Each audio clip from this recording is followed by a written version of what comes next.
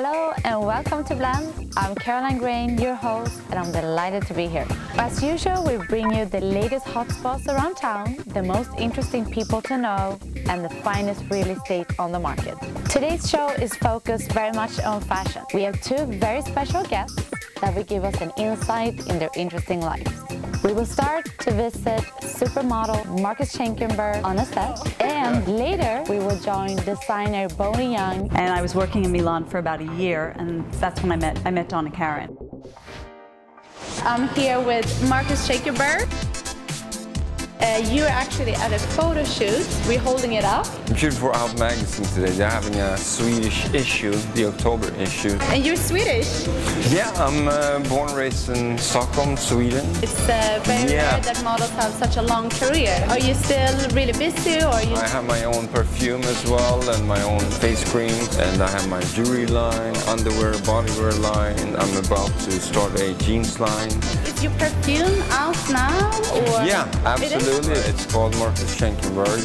People nicknamed it Don't Go Home Alone Cologne. That's seductive? It is. You want to smell it, actually? Oh my God, yes. Isn't that Let's go. You have had an incredible career.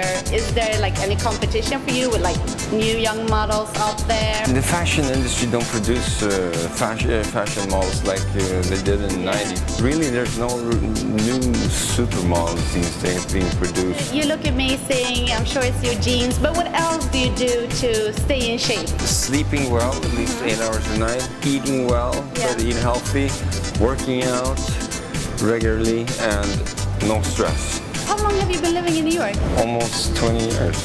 What did you look for in an apartment when you moved to New York? When you walk into an apartment, it's a feeling, you feel this is it, and that's what happened to my apartment here, Union Square here in New York. Do you have maybe some Swedish, like Scandinavian design in your apartment? Actually, a couple of items from IKEA. Yes? Yeah, you gotta have that as a Swede, Oh, your house in Los Angeles, what are you looking for there? I like modern, clean, modern apartments and houses. So. I'm here with Marcus Schenkenberg. Thank you so much for checking it out on Blend.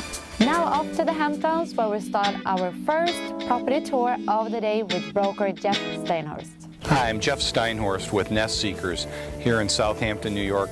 Today we're at this great pond front home overlooking the Atlantic Ocean and beyond. Mrs. Lorenza Woodhouse, Mary Woodhouse, built this theater in 1916. In order to build it, she brought artisans from the United Kingdom who did all of the hand-hewn beamwork that you see. One thing about the construction of a house, which is kind of fascinating, is there are no nails in this room. There's an original Aeolian Skinner organ in the balcony. The acoustics in this room are superb. A lot of great artists have performed here. Leopold Stokowski was a very good friend and was here. There are 3+ acres of original spectacular grounds. It's almost like walking into a fairy tale when you arrive here. Within 5 minutes walking distance from downtown East Hampton. Since the recession started, we have become more and more aware of the finance and particularly the mortgage market.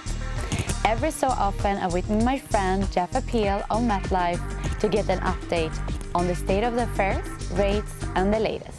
I'm Caroline Grain. I'm here with Jeff Appeal. We're at MPD, one of the new hot restaurants in Meatpacking District. I love being in this place when you can actually see the floor. It's normally so packed in here. Yes. Please, Jeffrey, tell me about the mortgage market. There's been a lot of pressure around credit and figuring out what is proper risk. Housing's become sluggish in most markets outside New York and the immediate areas. The mortgage market has gotten more national, and the real estate market has become more local. In New York, though, we have an awfully well-qualified set of buyers and borrowers. Do you have buyers for the entire world that wants a little piece of Manhattan? We sort of see the mortgage market shake down and run into noise in a couple of ways. One is related to valuation. We certainly did see a dip in price, but we've seen a very strong rebound. Yes. And we also see a lot more cash coming into this market. So on the appraisal front, things are much better in New York City. There is a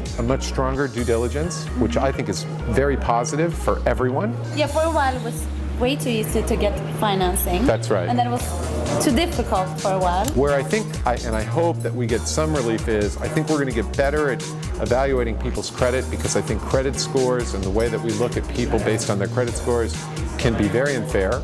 New York is such a vibrant market. We're going to see more and more people want to compete for market share here.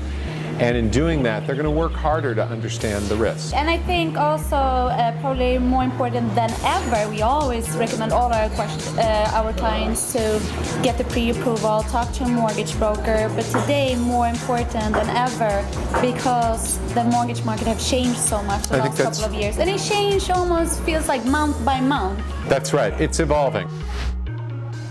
Hi, I'm Pamela Morgan, and we're flirting with flavors today in the Hamptons. Here is my special recipe for summer sangria. First, I'm going to take a white wine, a Pinot Grigio, and that's going to go in my pitcher. And then I'm going to take a little brandy, a little jigger also of triple sec, and triple sec is going to give it that nice orange flavor, and it's also going to sweeten it a little bit. I'm using a mango in my sangria. You don't see that very often. I'm going to add a little bit of lime, because either lime or lemon in sangria gives it that nice tart flavor, and it also, I love the color of the lime in here, and some strawberries. And then my favorite ingredient is cherries. We're going to add a little bit of fizz to our drink. And then I'm going to take a couple of cherries, I'm going to put them in my glass, and some fresh mint, and here we go. Beautiful, sophisticated summer sangria. This is Pamela Morgan, bringing a taste of Capri to the Hamptons. Let's now head back over to the Hamptons to check out our next property tour of the day. Hi, I'm Joanne Kane from Nest Seekers. Welcome to this beautiful Southampton Village home, which features 4 bedrooms, 4 bathrooms on a very private setting.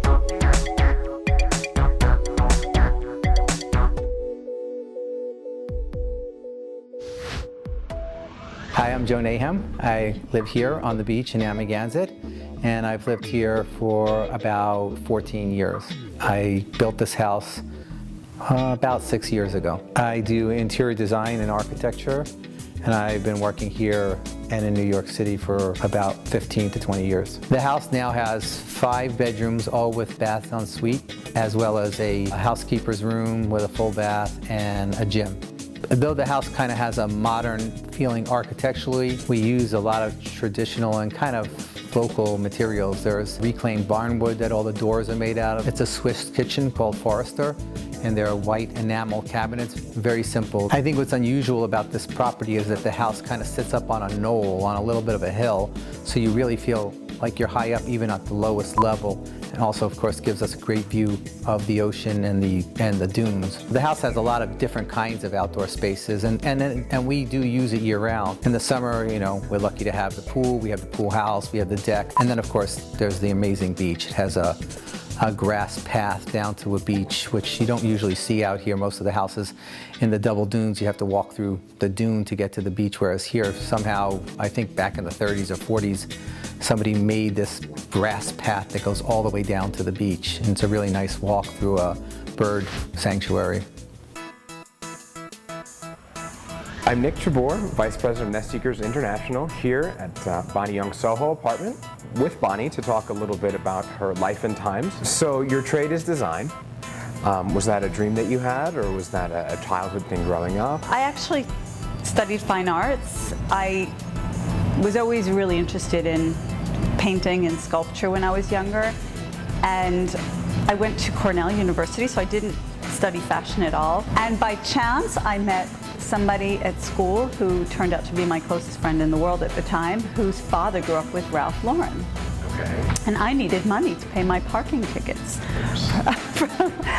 They helped me get an internship, a paid internship at Ralph Lauren that summer, and I stayed there throughout my school, my university years. How did you get to ultimately climb to Senior Creative Director Donna Karan?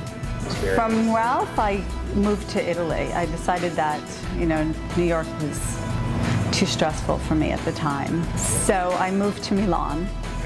And I was working in Milan for about a year, and that's when I met Donna Karan, actually in New York, while I was home for a week.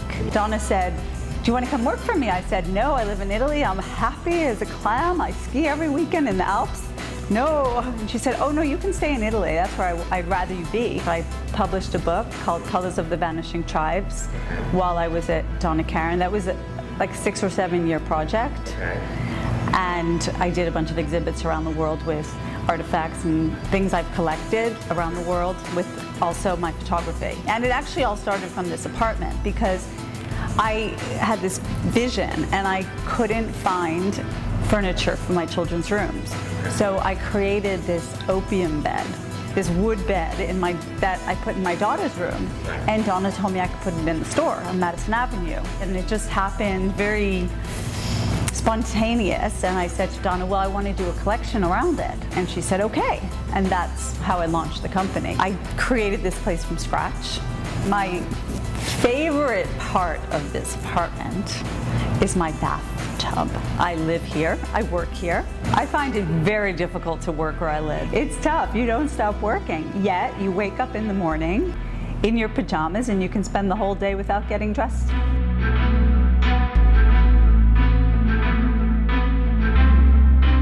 I'm Caroline Gray with Blend of Lifestyle, People and Estates.